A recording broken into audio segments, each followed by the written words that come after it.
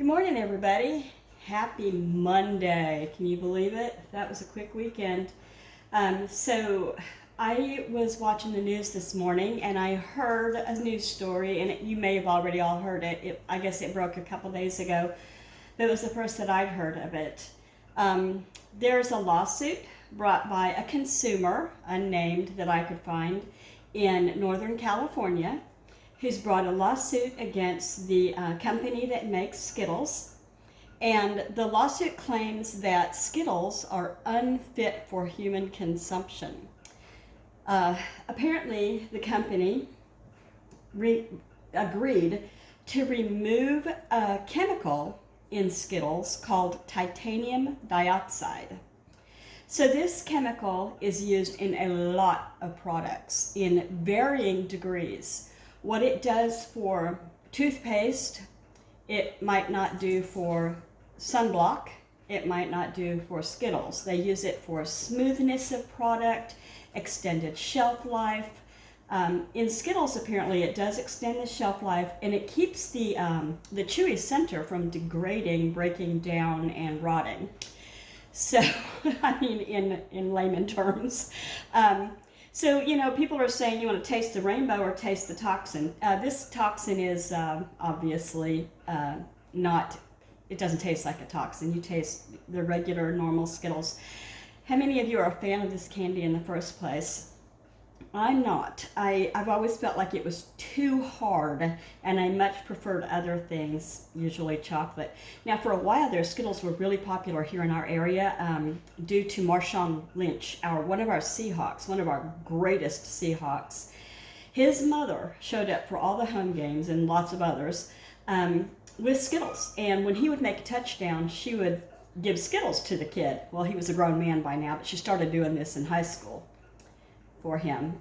Seahawks are the football team for Seattle, Washington, which is where I'm in the area. So anyway, Skittles are loved by children. They're loved by some adults, is what I'm getting at. And so you should know that this chemical titanium dioxide is okay by the FDA in some levels. The lawsuit claims that the levels in these candies are above and beyond and not allowed by the FDA and should not be allowed by the FDA, and so they're looking to have them banned. And they did promise that they would remove it in 2016. I got my information in MSN Today, USA Today, and several other places. So it's a genotoxicity.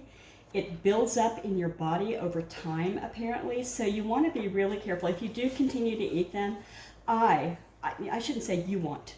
I would want to be very careful about giving these to children who are still, growing, and pregnant women, breastfeeding women. It can apparently do some harm to DNA. So do your own research. I'm just telling you what I read and how it came across to me. Let's see, what else did I find? It makes toothpaste smooth in texture. And I guess if it wasn't in some toothpaste, it would be chunky, and that wouldn't be a good bite in your mouth to want to brush with. And that's why a lot of people use organic or other types of toothpaste. So, as I said, it can accumulate, and you want to just be really careful. And is this something that you really need? Is this something that you're willing to give up for your children? My children ate it. Obviously, I have a box sitting here, but you can tell these are old. I found this box in a drawer that didn't get finished, and it looks like a movie box maybe. Or it could come from, I don't know where it came from. Maybe Walmart. But anyway, this is an older box, and now Mars, I'm sorry, I shouldn't be using their company name, but anyway, this company did have trouble in May with recalling Skittles, and now there's this. So they're having some issues right now. That is my story. If you think of it and you want to, give me a thumbs up, maybe comment, give me your opinion on this. Like I said, I know we have this chemical in our world and we use it daily, whether we know it or not. The question is, how much of it do we want in our bodies? Like, do we want our kids to brush with the toothpaste containing with it, then go to the lake and put sunblock on them containing it, and then have Skittles for a snack while they're at the lake? You know what I mean? It's a little bit is okay for some things. I mean, everything's got a risk. Bacon's got a risk. I'm not giving up bacon, so there's that.